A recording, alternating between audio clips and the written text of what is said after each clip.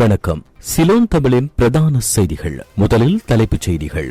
செவ்வந்தியின் உருவத்தில் இருவர், போலீசார் அதிரடி கைது. காலநிலை மாற்றம் தொடர்பான அறிவித்தல். ஜனாதிபதியின் மகா சிவராத்திரி வாழ்த்துச் செய்தி.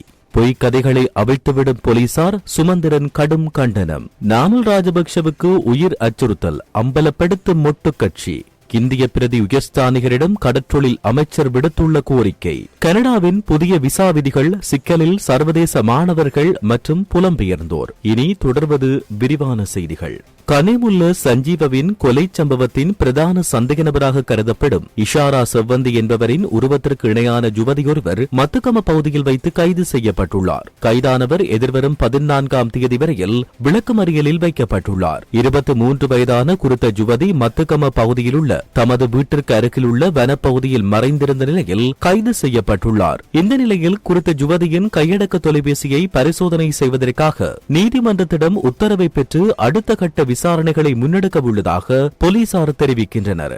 நாட்டின் சில பகுதிகளில் அவ்வப்போது மழையோ அல்லது இடியுடன் கூடிய மழையோ பெய்யக்கூடிய சாத்தியம் காணப்படுவதாக வளிமண்டலவியல் திணைக்களம் எதிர்வு கூறியுள்ளது.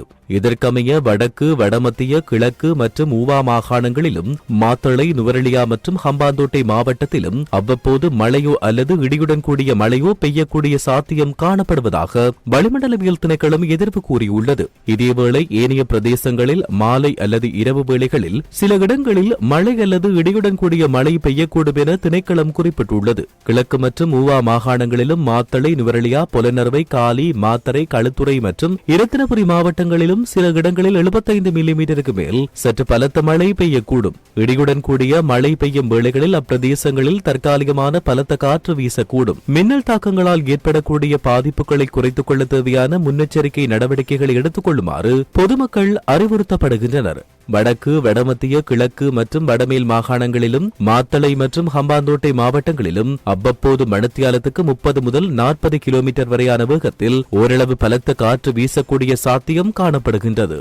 மகா சிவராத்திரி தினத்தில் ஒளிரச் செய்யப்படும் விளக்குகளின் ஒளியால் ஒருமித்த மனங்களுடன் நாம் தேர்ந்தெடுத்த பாதையை மென்மேலும் ஒளிரச் செய்ய இலங்கையர்கள் அனைவருக்கும் அழைப்பு விடுக்கிறேன் என ஜனாதிபதி அனுரகுமார் திசாநாயக்க தெரிவித்துள்ளார். மகா சிவராத்திரி தொடர்பில் வெளியிட்டுள்ள வாழ்த்துச் செய்தியில் அவர் இதனை குறிப்பிட்டுள்ளார். அந்த வாழ்த்துச் செய்தியில் அனைவரும் கோரும் நல்லதொரு அரசியல் கலாச்சாரத்துடன் கூடிய வளமான நாட்டை கட்டியெழுப்பும் பல புதிய அரசியல், பொருளாதார, சமூக மாற்றங்கள் பலவற்றுடன் தற்போது நாம் மறுமலர்ச்சி யுகத்தை நோக்கி சென்று கொண்டிருக்கிறோம். மகா சிவராத்திரியை கொண்டாடும் இலங்கை இந்து பக்தர்கள் உட்பட உலகெங்கும் உள்ள இந்து மக்களின் நல்ல எண்ணங்களும் விருப்பங்களும் நிறைவேற அவர்களின் வாழ்வு அர்த்தமுள்ளதாக அமைய வேண்டும் என பிரார்த்திப்பதாக அவர் குறிப்பிட்டுள்ளார்.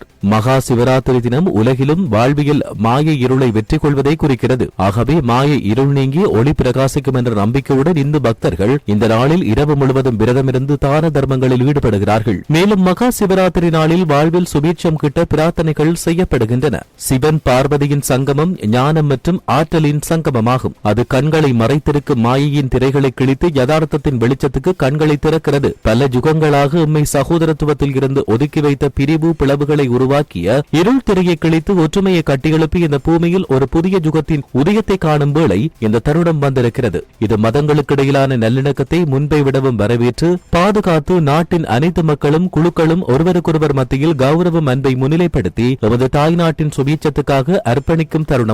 இந்த வலுவான களத்தில் இருந்து சிறந்ததொரு நாட்டை உருவாக்கிக் கொள்ள ஒரே தேசமாக நாம் அனைவரும் முன்னோக்கி செல்ல வேண்டும் என அதில் குறிப்பிடப்பட்டுள்ளது.